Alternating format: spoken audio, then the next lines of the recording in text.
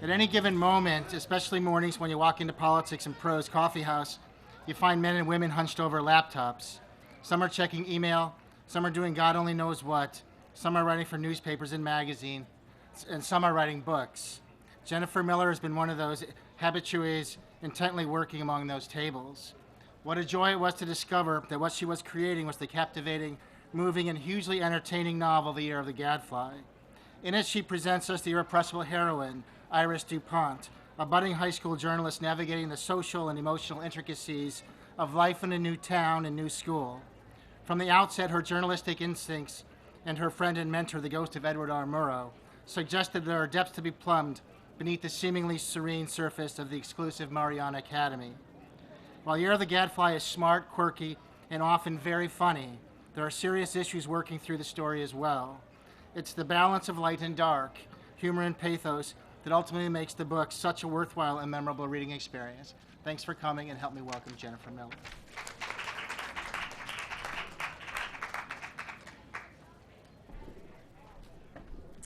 Thanks so much for the great introduction. I really love Politics and Prose. I even put them in my acknowledgments because, and I live in Brooklyn and I come home to DC frequently just to go there and work. So I encourage everyone to go there and buy all of their books there. Yeah, yay, okay. So I'm gonna talk a little bit about the inspiration behind the novel, and then I'm gonna read a little bit about it, and then I'd love to answer any questions that you guys have.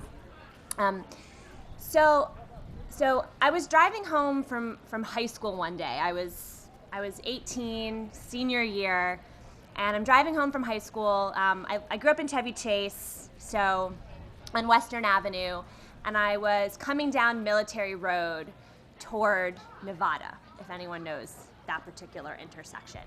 And I'm coming down the road, and all of a sudden, in the middle of the road, is this enormous skull and crossbones that somebody has spray painted onto the street.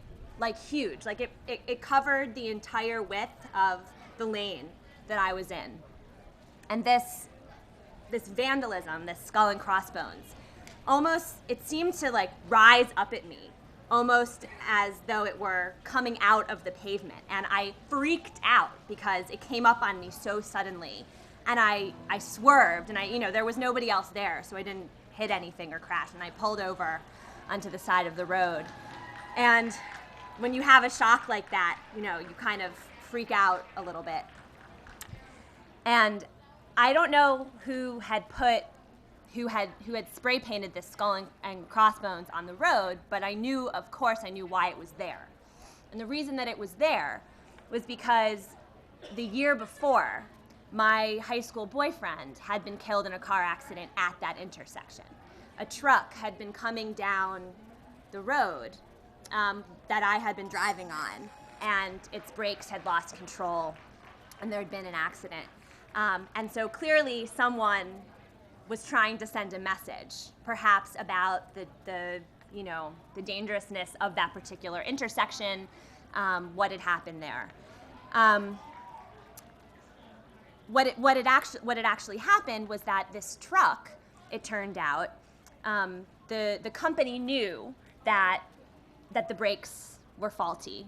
The driver had many points against him on his license, was not supposed to be driving. And all of these factors kind of coalesced into this tragic accident that killed my friend Ben. After this accident happened, the Washington Post started looking into what had happened. And they launched an investigation into the trucking industry in the district in Maryland and Virginia. And this turned out to be front page headlines for weeks. And ultimately, because of this tragic accident and because of the Post's reporting, I'll let the train go by.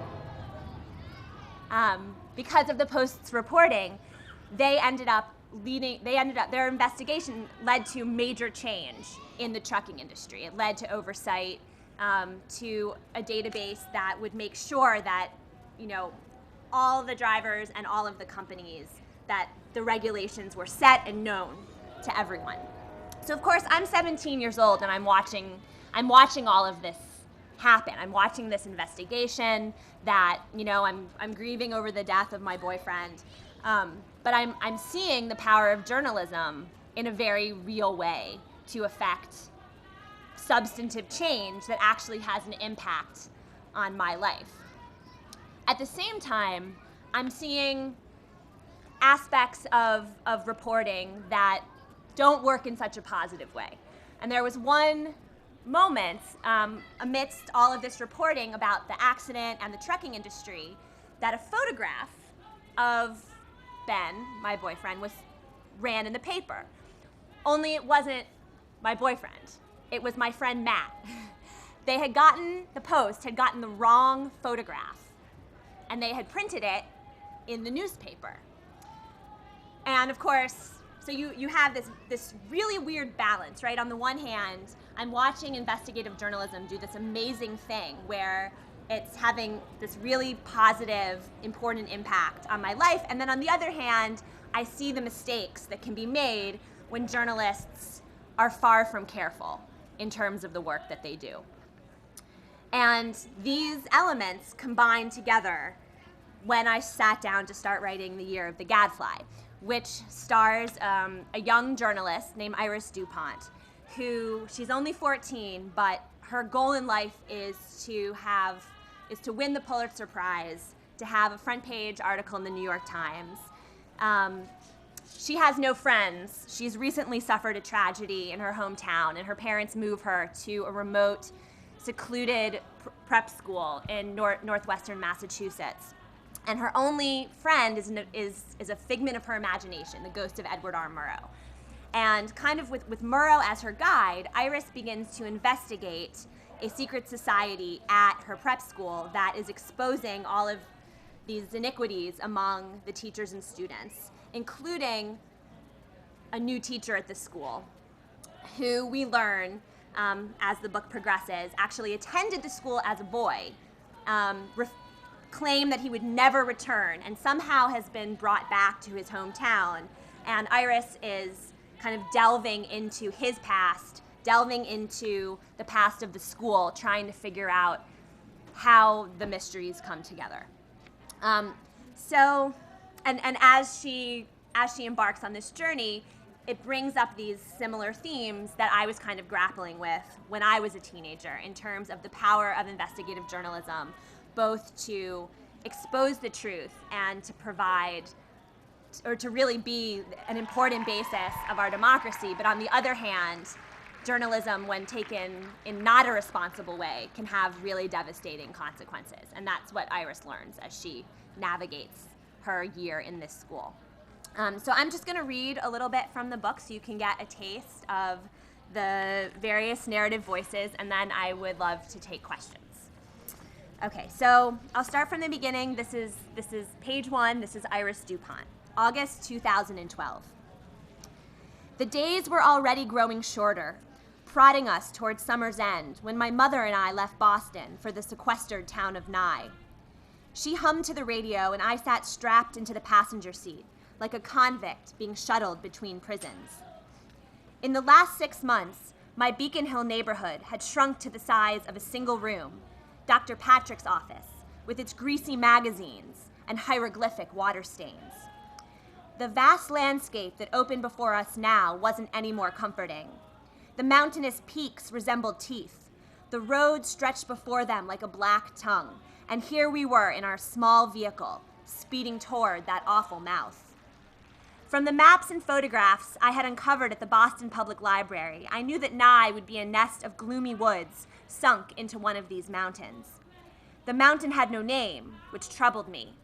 Even the word Nye sounded like a negation, an absence, a place conflicted about its own existence. My mother, Ivy League MRS recipient and full-time philanthropy board member, was unimpressed by this detail. In fact, she was as chipper as a Today Show host. "Isn't it exciting, Iris? Starting high school on a new foot? You want to replace my biological foot with a prosthetic one? Don't give me that cliche nonsense," she said. "You mean anti-cliche nonsense," I thought, and switched the station to NPR. I tried to let the familiar voices soothe me, but every mile brought us closer to the hunching mountains, those hills overlapping like the folds of a thick curtain, hiding nigh from sight. The official reason for my family's move was professional. My father, savvy businessman, befuddled parent, was opening a second Berkshire's resort for tourists who liked to experience nature while they had their leg hair singed off with lasers and their eyelashes dyed. The unofficial reason we were leaving Boston, however, was Dr. Patrick. I'd started seeing him 6 months before, after my mother found me arguing emphatically with the wall. Well, all she saw was the wall, but I was having a spiritual conference with my mentor, Edward R. Murrow.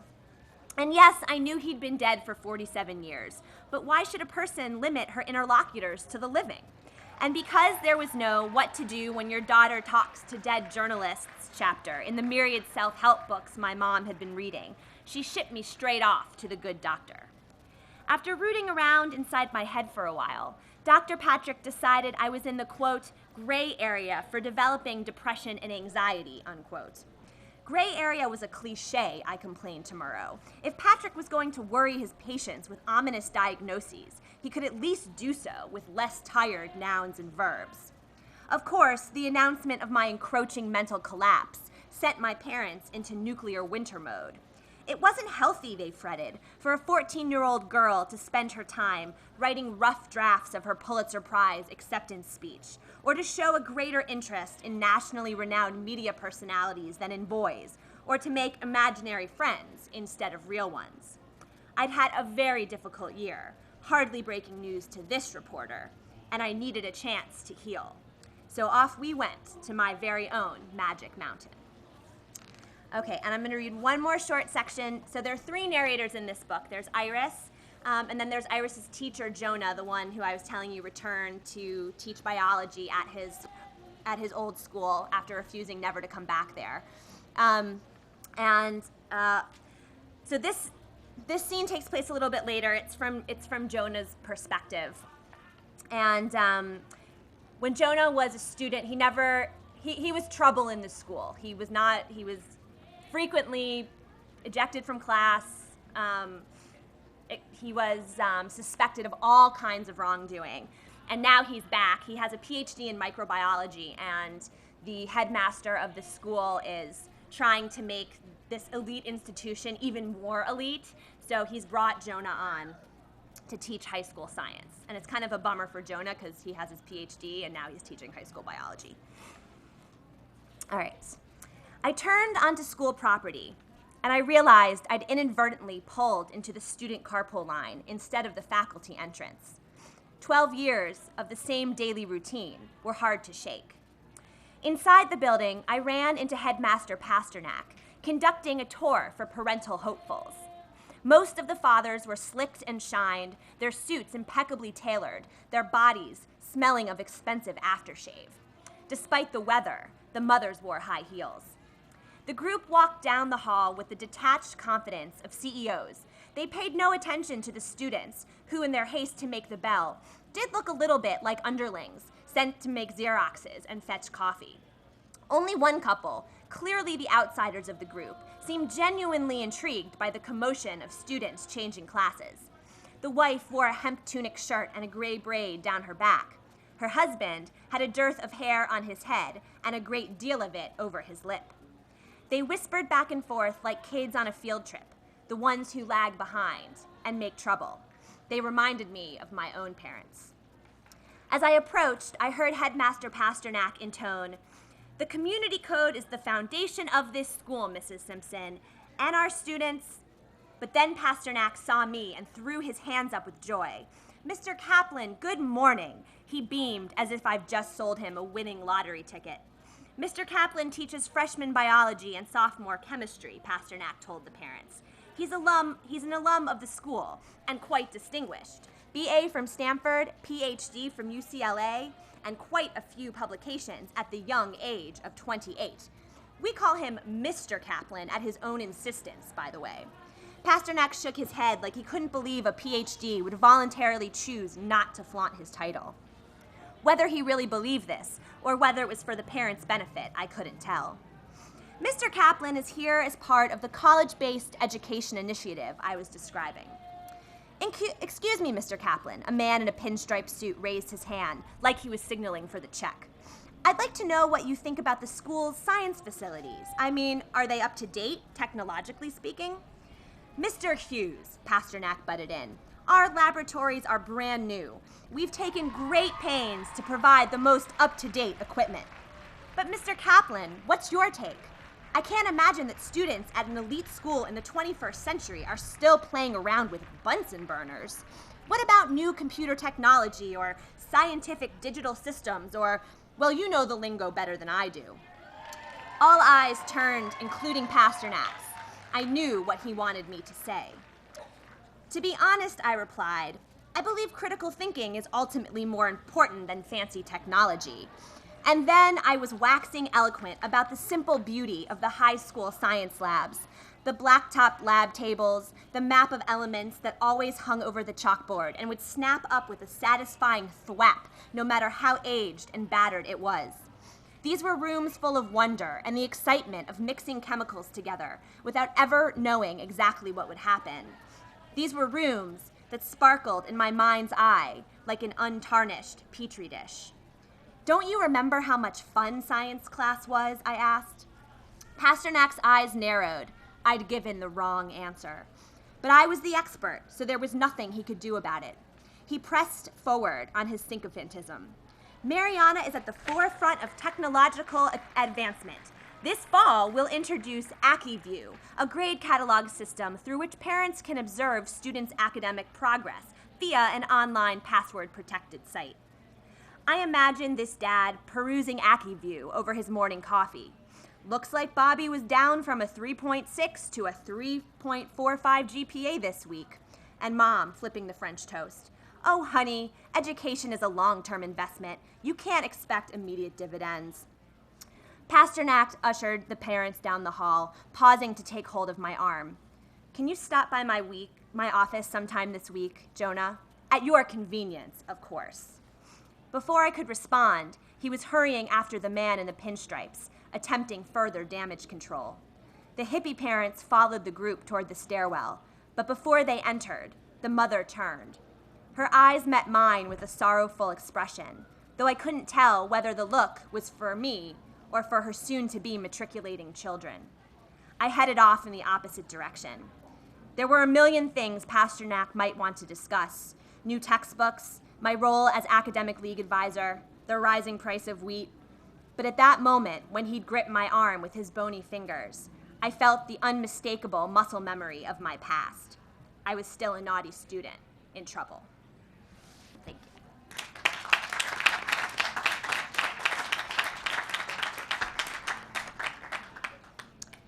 Any questions?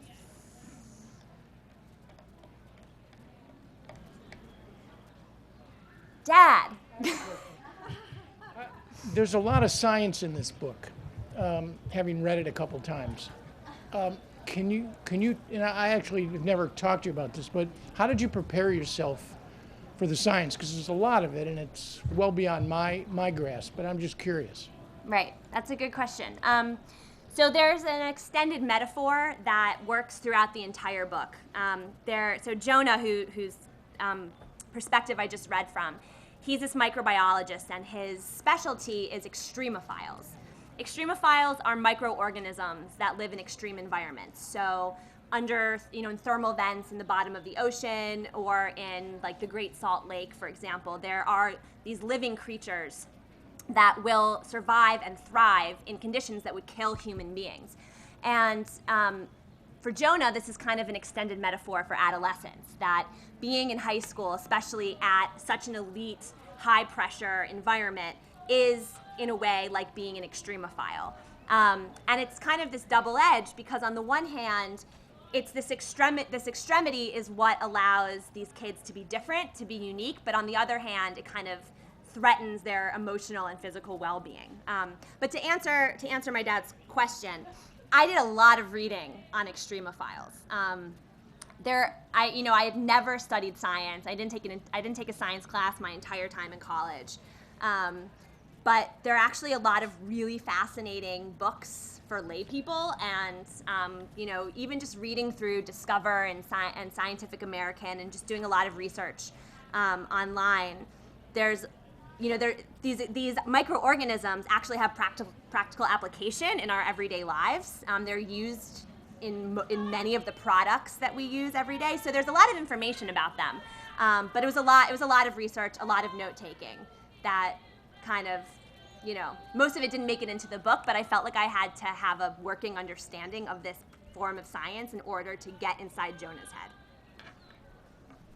Yeah.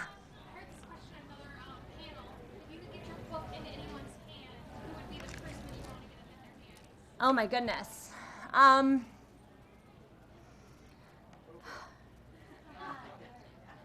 My book was in Oprah's hands. So that's been taken care of. That was great, yeah.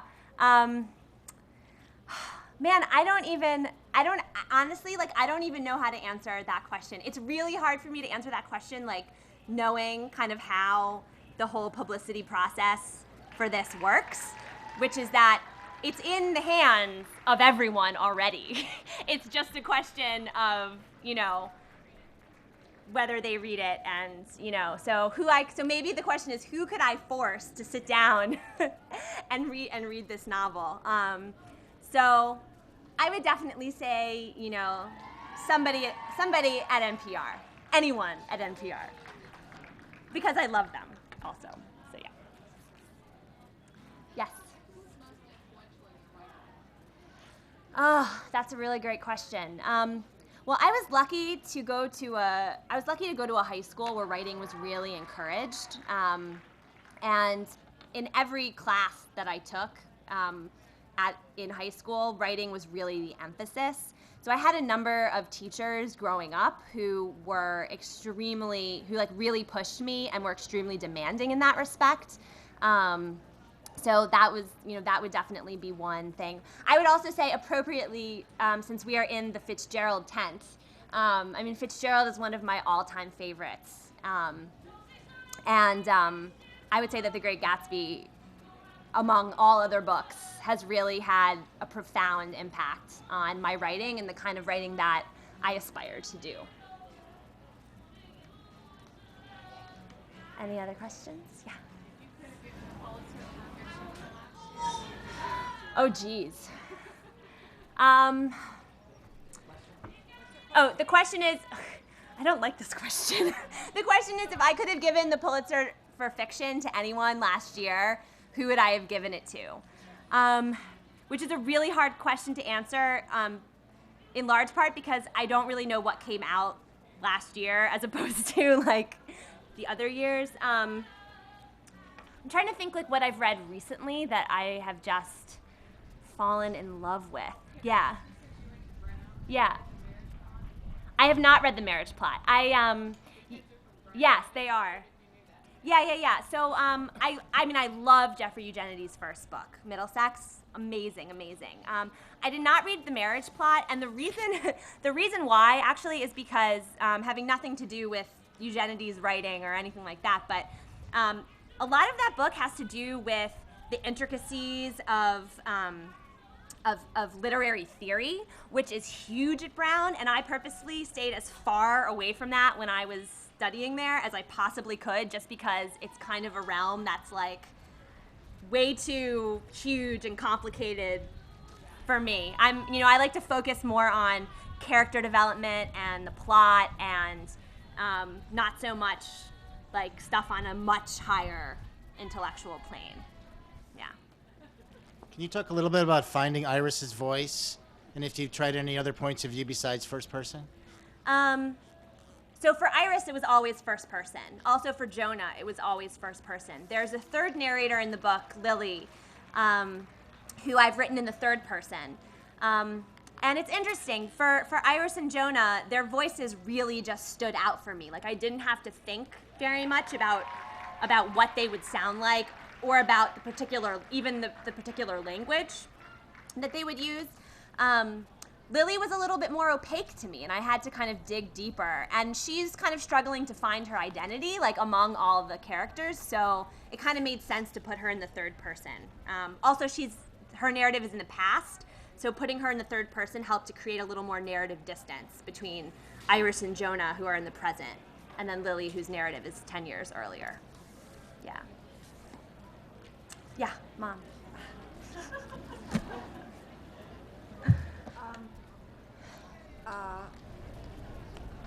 This is your first, Jenny. This is your first novel, and it's quite understandable to me that you draw life experiences not only from yourself, but I'm not supposed to push this, but from your brother, and Ben, and others. I know that you didn't want to. We had to drag you to go to visit colleges. You liked high school so much, and you were the editor of your paper. So I can see how, you had a lot to draw on.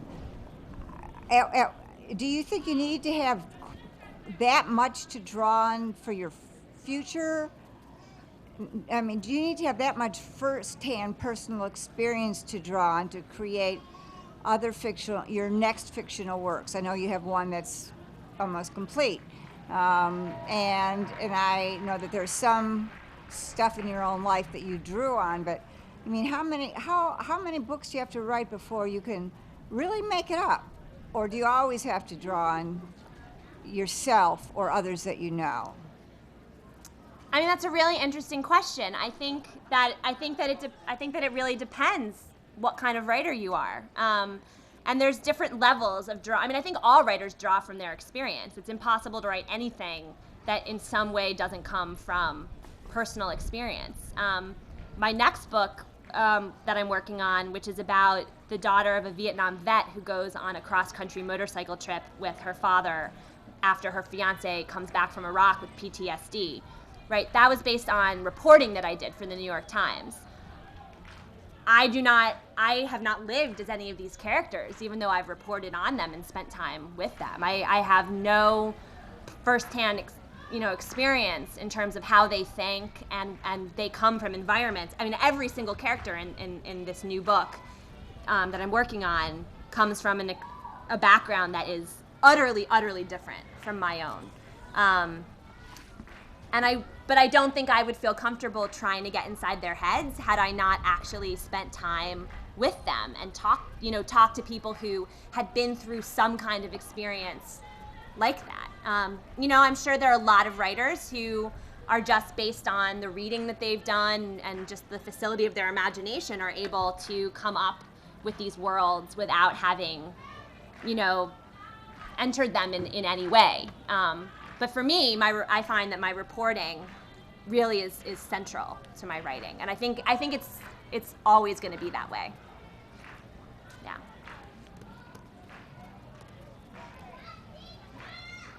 I'm not out of family members. I have one family member left.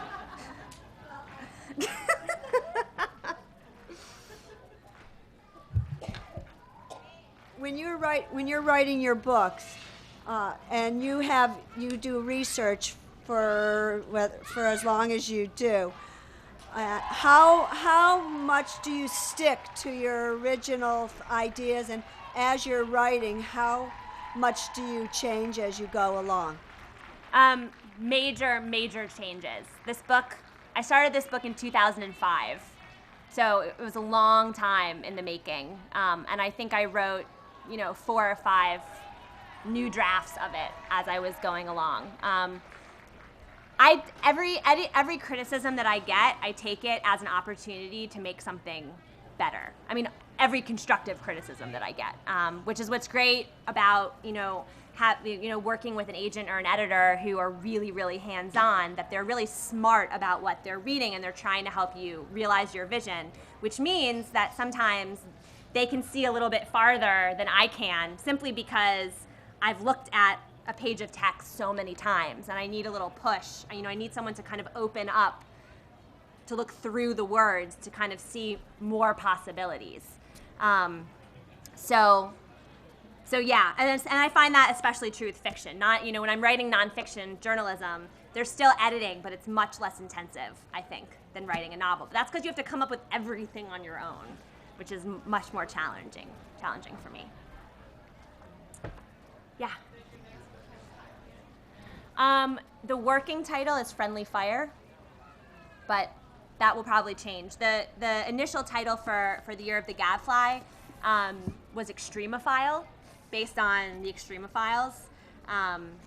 But that kind of had, it's all about marketing, right? So that kind of had a sci-fi feel to it, and even though there's a lot of science in the book, it's not at all a science fiction novel. So the Year of the Gadfly was something I came up with the publisher, and we all thought it would be great. So we put it on the book.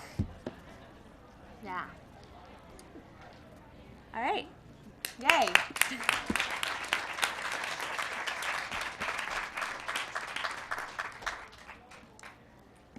I guess I'm signing books now if people want to give this book a chance. And I would say that this book is really like, if you know, I mean, it's adult YA crossover. So if you're, obviously most of you are adults, and I think you would love it, but also if you like 14, 15, 16, this book is fantastic for them. Even, even despite the sexy parts, which I didn't read from today, but.